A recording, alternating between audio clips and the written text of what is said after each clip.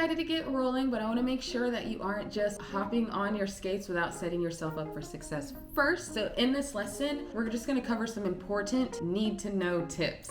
I'm not gonna cover the overly advanced or technical parts of your skates. I'm just gonna go over the things that you need to know from day one to have a smoother ride. Once you become more advanced, you can always go deeper, but we're just gonna focus on the basics first. Roller skates have a lot of moving parts, so you wanna make sure that everything is attached and adjusted properly before you get going. So this is gonna be especially true for secondhand roller skates, but you also still wanna do this for factory skates or skates that come from a shop, because sometimes they can arrive with loose nuts and bolts. So you wanna take your new skates and give them a shake. And we do this because we wanna make sure that nothing sounds loose. That lets you know that something needs tightening. So what we just heard lets us know something needs tightening. So here's what you want to check. First, your wheels. Your wheels should be tight enough that they don't rattle when they shake, but not so tight that they don't spin freely for a few seconds. If they're too tight, it'll kind of feel like your wheel is being dragged or slowed down. And if it's too loose, then they'll come off when you're skating. Ask me how I know. Usually your new skates will come with a skate tool, but if not, you'll need a socket or a wrench to tighten the nut on your wheels. A question that I get a lot would be, are my skates indoor or outdoor? Good news is the only difference between indoor and outdoor skates are the wheels. So it's important to know what type of wheels you need for not only the style of skating that you want to do, but where you're going to be doing it. If you don't know already, you're going to want to check your wheel durometer. And durometer is a unit of measurement for hardness. So with your durometer number, the higher the number, the harder the wheels. The lower the number, the softer the wheels. The durometer number should be on the wheel itself. If it's not, these ones are not, check the website of the company that you purchased the skates from. It should be able to tell you the durometer of what the stock wheels are that came with it. If you're going to be skating mainly indoors, or you know that you're going to be around smooth floors, you might want a harder wheel. If you skate outside only, you might want a softer wheel. The smaller, harder wheel is going to allow you to go faster, and it's also going to give you a little bit of slide on smooth surfaces, which is great for things like spins. The outdoor wheel is going to be softer and more gummy, and you'll be able to feel it when you squeeze it because it'll have a little bit of give. When you go over bumpy or rough pavement with soft wheels, it's going to absorb those vibrations and just make the ride a lot more comfortable to skate outside, and it'll be a much smoother roll. So the main takeaway for this would be, don't be too focused on needing indoor or outdoor skates. Just swap out your wheels. Next up, we're going to talk toe stops. You want to make sure your toe stop is secured tightly as well, because if it comes loose while you're skating, just like your wheels, it's going to be a recipe for disaster. Just go ahead and give it a tug to make sure it's not loose at all. There's going to be different types of toe stops. These ones screw directly into the boot, but there's also going to be fixed bolt toe stops, hex bolt toe stops. Depending on the type of stop you have, you might need a different tool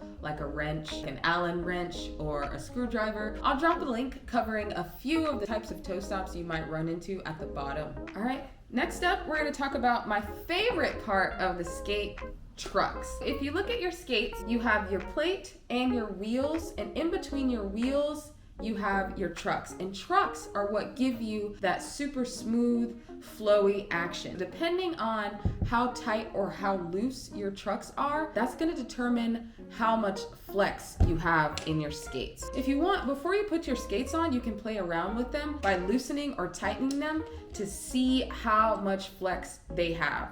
The way that you do that is by using your skate tool and just adjusting that big nut at the bottom, lefty-loosey, righty-tighty.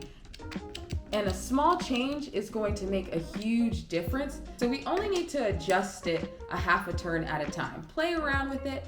Everybody has their trucks a little bit different. I personally like to have my trucks not too loose, not too tight, but I really do want to stress that adjusting them makes a huge difference in how you move on skates. For me, nice and tight, right in the middle, that works perfect. But Deja, I'm a brand new roller skater. How am I supposed to know how tight or loose my truck should be? Well, I'm glad that you asked. It'll be a lot easier once you start to feel comfortable and you kind of have a frame of reference for what feels good to you. But once you are able to glide comfortably, definitely adjust your trucks. The easiest way to adjust them is to tighten them all the way until they can't go anymore. They're gonna be very, very stiff.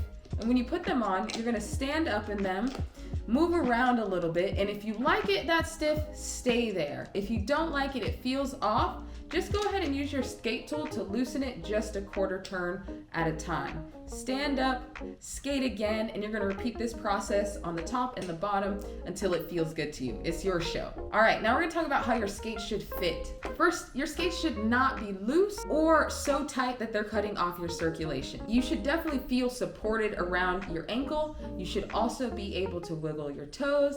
They should not be scrunched up or painful at all. You might have to, when you first put on your skates, you might have to loosen the lace from the very bottom to make sure that they fit comfortably. You also want to make sure that you adjust the tongue so it's not scrunched up on the sides. If your tongue slides to the side while you're skating, your boots might not be tight enough or your tongue might not be sitting flush.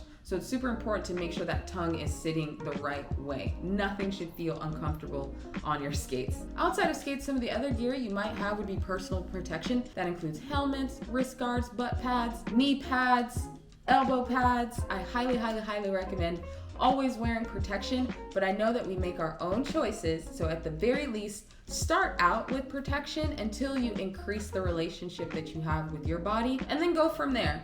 But please don't feel pressured to not wear protection.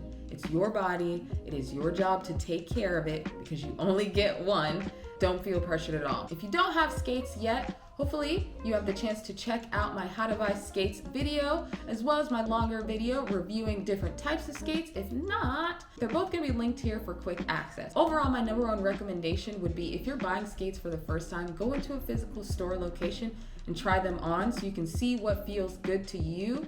If they don't feel good, you won't want to skate. Even if you don't go buy them from that location, at least go try them on, get your feet in some skates. The skates at the rink don't count because those are slaw. Go try on some physical skates, get a feel for what feels good to you. If it feels good, then that's the best type of skate for you. You don't need to worry about buying a high price item. You don't need to worry about all that. The best type of skate is the one that feels good for you.